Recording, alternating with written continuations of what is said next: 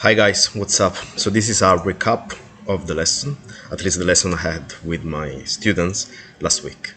I want to highlight how the lesson is focused not on the electronics, not on the coding, although we had some coding exercise, but it's focused on the logic behind it. Yes, we did coding exercise with microbit, we compared the code with the Arduino, but the logic behind both codes, although they had different structure, different words with the language, the logic was the same. So I want to start with the first exercise, the hard solution with a variable. What we learned in this exercise? We learn about the logic of the microcontroller. In the microcontroller, we always need a loop or forever block or structure, if you want to call it, and an on start or setup structure. In the on start or setup, we put all the instruction we want to be executed just once, and on forever on the loop we want to put all the instruction we need for the rest of the code, the rest of the elaboration of our data or whatever we want to do. In our case, in this simple exercise, we introduced also the variable, and we define the variable just once on the on start here, and we did a beating heart for the forever loop. Comparing to the Arduino, the logic, as I said before, it's the same.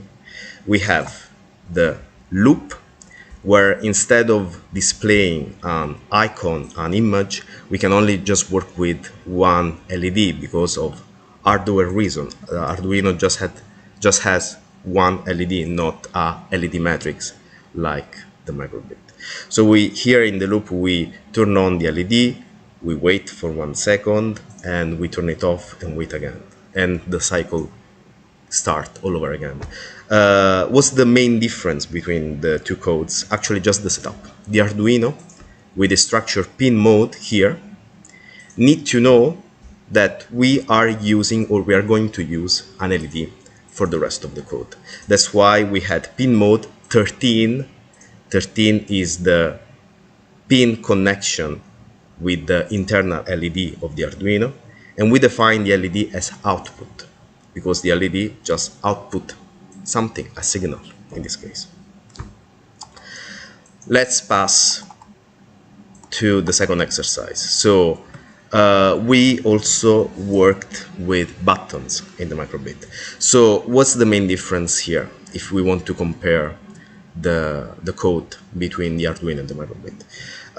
Actually, again, the logic is the same. The only difference is that in microbit we can define external function for the button, while in the Arduino we can define also external function, but it mainly, and it's like more often used, the function to be used inside the loop structure.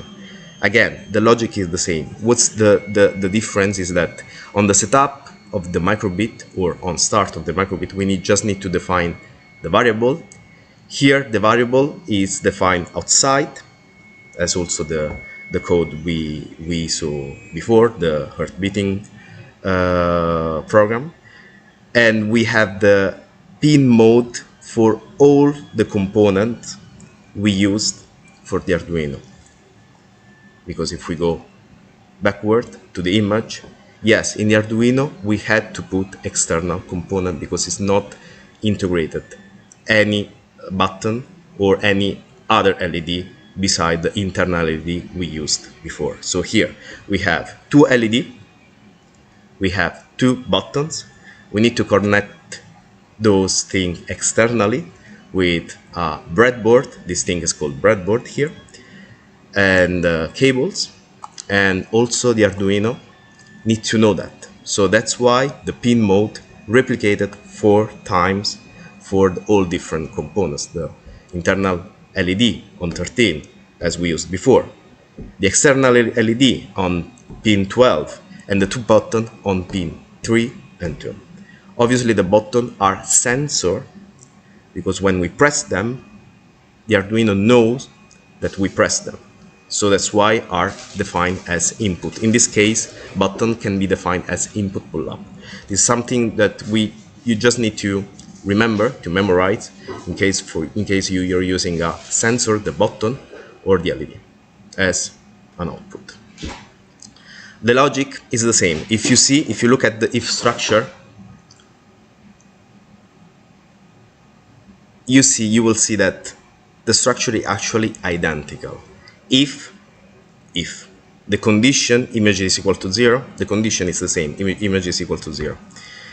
Instead of digital write, we have the show icon as usual. Instead of else digital write, we have else show icon. The logic is the same. I really cannot help to not emphasize this concept about the logic, because the logic, if you learn about the logic, the rest, I will not say it's simple, but it's quite accessible to you, because it's very easy to find online codes about projects, about using components on the internet. It's very easy. I mean, you will find a lot of projects on the internet of how to use the Arduino to connect to the different sensors. It's like explained very well multiple times.